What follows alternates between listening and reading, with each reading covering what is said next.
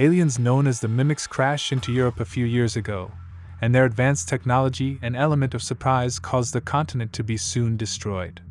Before humanity is destroyed, people will soon be rioting in the streets and demanding action from the world's leaders.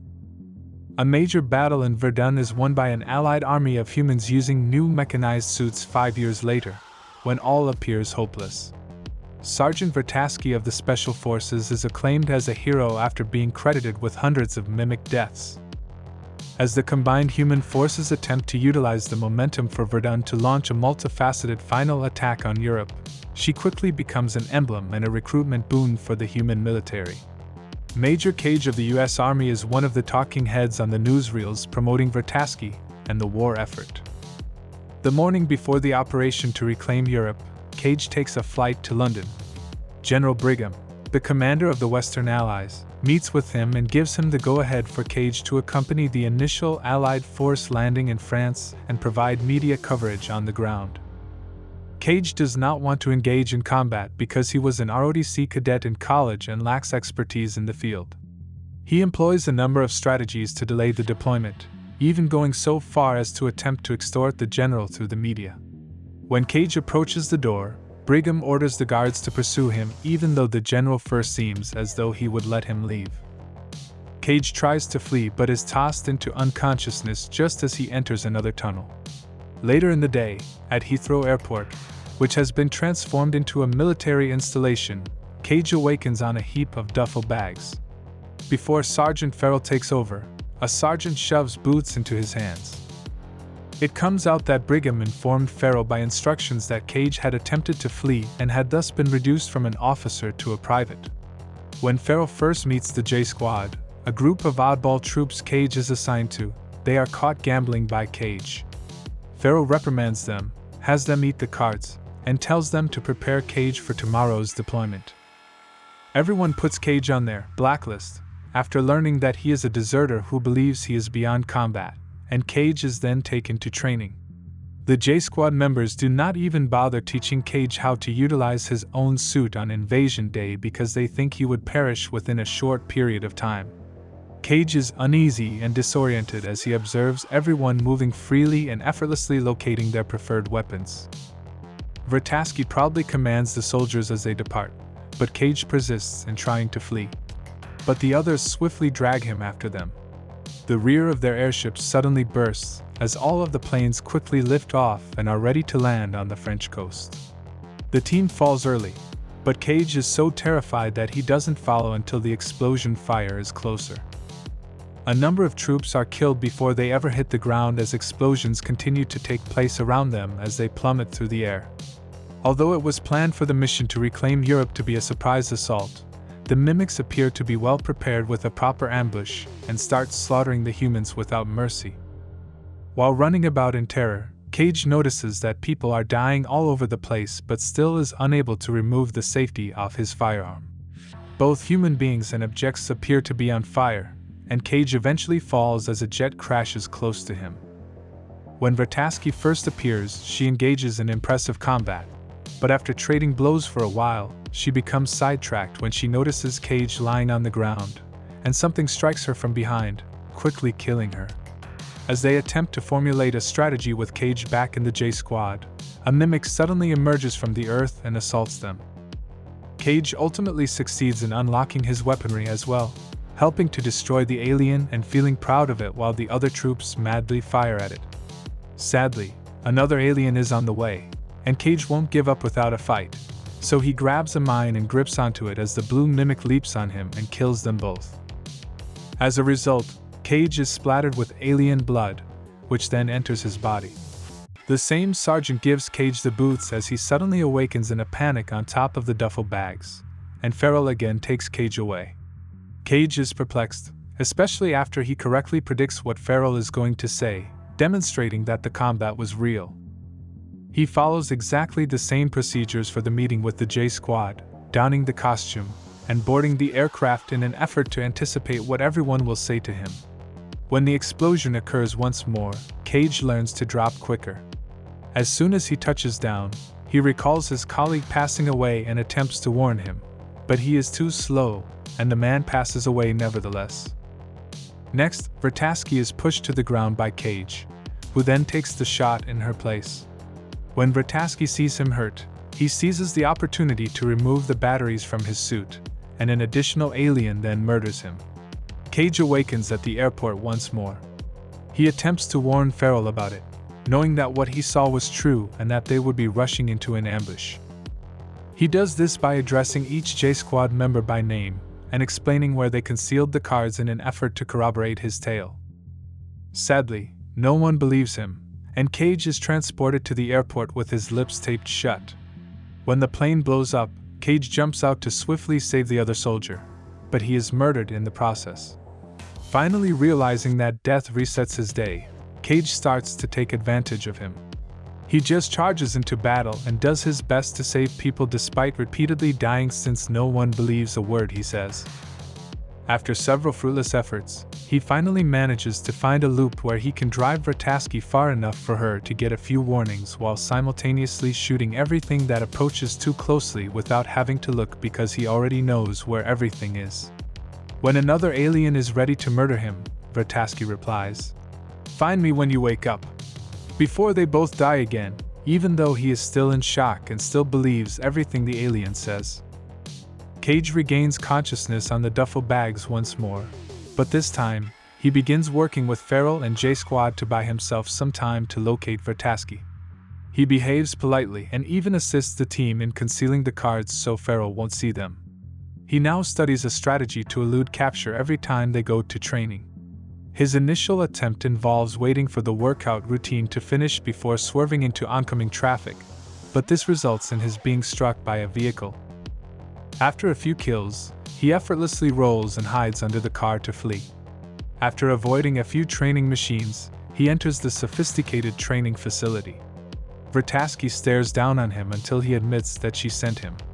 When he mentions anything, Vertasky quickly recognizes what he is talking about and drags him away, warning him not to tell anybody but her for fear of being sent to the insane institution, which she claims previously happened to her. She then brings him to visit Dr. Carter, who accepts everything right away and asks whether this is their first conversation. It turns out that Vertasky formerly possessed the ability to create loops, which is obtained from the blood of a blue alpha mimic, but she lost it after receiving a blood transfusion. Cage must always ensure that he passes away completely rather than being unintentionally revived, as she was not to lose it too.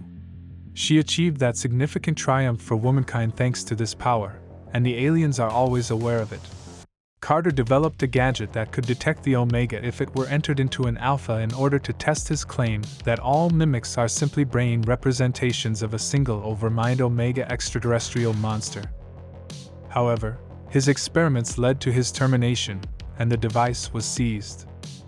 They must first defeat the invasion tomorrow in order to uncover the Omega, so Vertasky starts preparing Cage in the cutting-edge facility. Because the training equipment is moving too quickly for Cage to protect himself, Vertasky shoots him to terminate the day. Cage repeats the same sequence for the next 100 loops. He locates Vertasky, starts by explaining everything, and then immediately begins training. Each time, he improves, picking up patterns and staying in training longer nearly like an expert, but Vertasky still needs to shoot him at the conclusion of every session. Cage sees the Omega in a dam in Germany after being shot for the zillionth time before awakening. He rushes straight to Vertasky and Carter, who thinks the visions are caused by the fact that Cage is now essentially a alpha, because of the blue blood. Their next task is to survive the assault so that they may later flee to Germany. With the information Cage gains, the pair now spends each cycle debating tactics, and in the morning, they join the combat prepared to fight. They repeatedly battle and kill mimics through hundreds of loops, dying each time and hardly making it more than a few steps forward on the field. Even though she does not recall him feeling the same way after all this time together, Cage grows fond of Vertasky, and when in one loop she dies during the fight, Cage starts to question whether it was all worth it. Cage ignores the combat during the brief loops and makes an attempt to leave the base. Other troops attempt to stop him, but Cage has seen it so many times that he is familiar with their tactics and can avoid them while closing his eyes. He rides his bike into the city and goes to a pub to try to get drunk, but just then, aliens come through the river. Cage returns to training after seeing innocent deaths, wowing Vertasky with his new abilities. When they next visit Carter, he has learned the precise location of the dam, but Cage already knows and believes that knowledge is useless if they are unable to flee the invasion. Once more, Cage and Vertasky loop around the beach, slaughtering mimics mercilessly, until they are able to flee to a hill. Vertasky hasn't yet been able to flee the aliens, so Carter advises him on which vehicles to avoid using, as it appears that they have visited this location before. They board a vehicle with a trailer and accelerate to the road while dodging gunfire fired in their general direction. A mimic leaps onto the top of the trailer and attacks with its tentacles as the radio reports that the aliens have arrived in London. Cage emerges from the vehicle and shoots the imitation, instantly decimating it, by taking advantage of the resultant hole in the automobile. As they leave, Cage makes an effort to get to know Vertasky by sharing information he has gathered from past loops, such as her family circumstances. This time, Cage finds out that Vertasky formerly had a romantic partner. He had served in the military as well, and she had to see his death several times before she was informed that he had passed away permanently. They leave them behind when the suit's battery dies and the car runs out of gas, at which point they enter a farmhouse they come upon close to the road. Vertasky intends to flee using the backyard aircraft that is there. As he explains why using the aircraft is a poor idea, Cage buys her some time by promising to treat her injuries. When Vertasky demands the truth and learns Cage is attempting to convince her to stay, Cage admits they have been this location several times before, and she always perishes. He wants to go it alone because he has not been able to find a solution. Vertasky, who is insulted, attempts to take off in the helicopter but is unable to do so since she lacks the necessary flying skills. Before the aliens show up and murder him, Cage must witness her death once more after battling with it, and wrecking the house in the process. In the subsequent loop, Cage visits Vertasky, but upon seeing her face, he chooses against telling her anything. As he prepares for the fight, he requests more ammunition and forgoes wearing a helmet since, with the help of his looping expertise, he can easily kill a group of mimics and then leave the area once more. Cage eventually succeeds in flying the helicopter and arrives at the German dam by himself after a few failed attempts. He cautiously creeps around the structure using flares just in case, but when he finally gets it to the core, he is heartbroken to see it empty. When two mimics block his way and shoot him, Cage dives into the sea to kill himself before losing any more blood. The Omega is not in the dam. Cage travels to Vertasky and Carter on the following loop to inform them. They come to the conclusion that Vertasky's accomplishment and the visions were all a plot by the Omega mimic overmind to entice humans to invade Europe, where they would be attacked and wiped out. They have no further leads, so Carter's gadget is their final hope, but fortunately Brigham had taken it. The next step in the recovery of the device is planned by Vertasky and Cage. They make many efforts to enter the administrative base, studying the guards' patterns and those of every employee to move covertly across the structure and securely use the elevator. When they eventually get to Brigham, they let him know that they have discussed this topic frequently.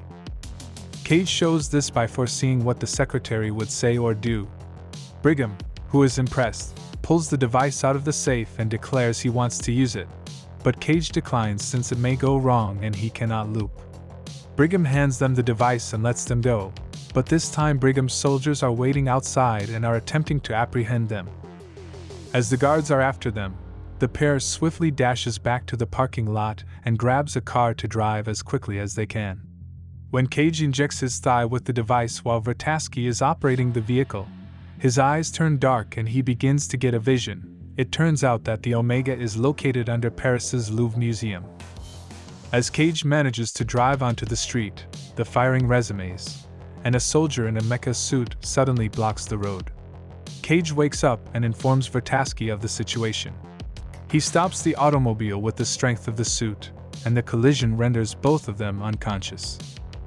A few hours later, Cage awakens while being arrested and shackled to a hospital gurney. He understands that because he received a blood transfusion, he is now out of the loop.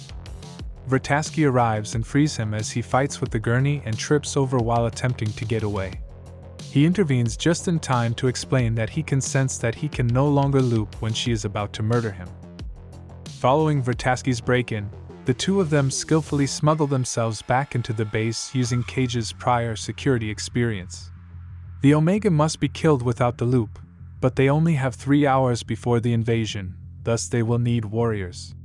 Cage makes the decision to talk to the J-Squad and, in an effort to persuade them that he is speaking the truth, divulges several of their insider secrets that he has discovered from prior loops.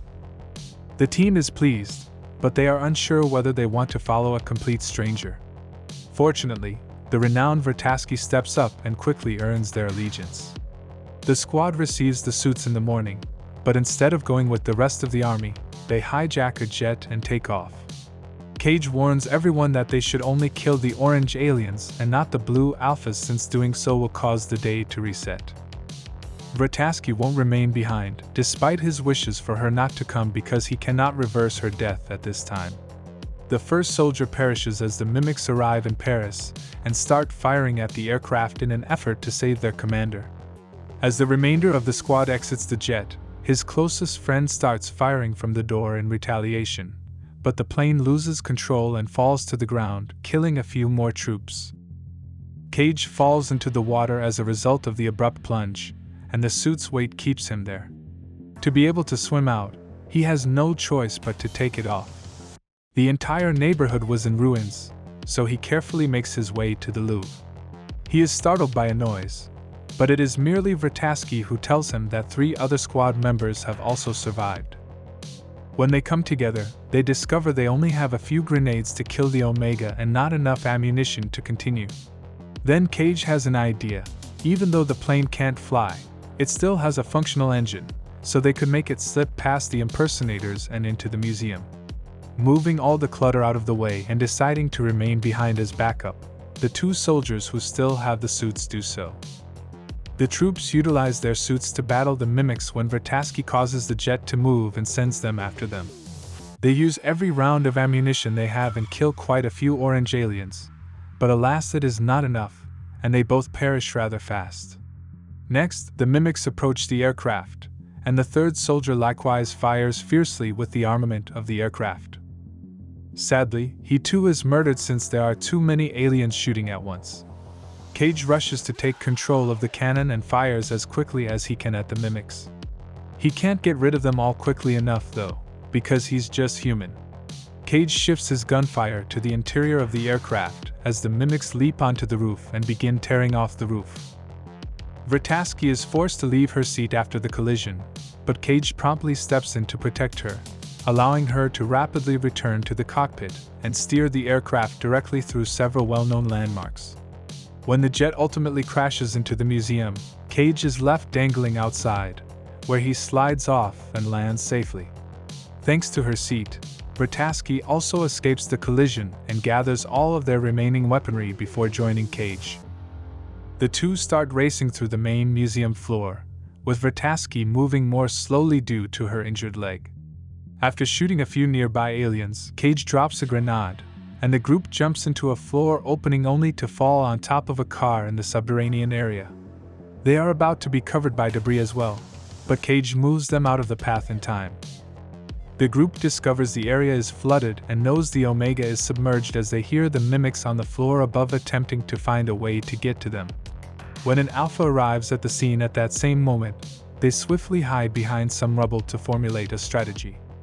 Vertaski declines Cage's offer to divert the Alpha while he kills the Omega, claiming that she is a superior fighter and a more effective diversion. After handing Cage the explosives, Vertaski thanks him for helping her get this far and expresses regret over not getting to know him better before kissing him, because then she would have known how he feels even if she is unable to reciprocate. After that, Vertaski starts sprinting away so that the Alpha mimic would pursue her. She doesn't strike it to prevent the cycle from continuing over. She tries to conceal herself behind a car, but the mimic chooses a different hallway and ambushes her from behind, leaping on her and attempting to murder her. In the meantime, Cage dives into the ocean and searches among the rubble for the Omega. Cage tries to maneuver through tight places to slow down the Alpha as it dives in to pursue him. Cage ultimately locates the Omega, which resembles a big light ball, after much desperate swimming. The alpha mimic comes up to him and stabs him with its tentacles as he prepares the explosives. When Cage turns around, he can be seen having already taken out the pins while screaming and dropping the explosives. The alpha slowly disintegrates just before the Omega blasts out, causing a gigantic explosion that destroys the museum and kills every alien outside as soon as the grenades reach the core of the Omega. The mimics then start to writhe in anguish. The Omega's blood pours into Cage as his lifeless corpse floats in the ocean, giving him those black eyes once more. Cage awakens abruptly and discovers himself on the helicopter flight from the morning of the invasion to London. To his surprise, not only is he still alive, but everyone in the city is also happy. It turns out that following a strange explosion in Paris, the mimics all perished, and now human troops are advancing unopposed across Europe. The next day, they would make their way to the Western Front and finally declare victory. After that, Cage visits the airport base and is relieved to see that every J-Squad member is still alive and well. He then makes his way to the training facility, where he is respected for still holding the title of Major and never having been demoted. Vertasky greets Cage with the harshness of a stranger when he finds her at the customary location, which makes Cage giggle.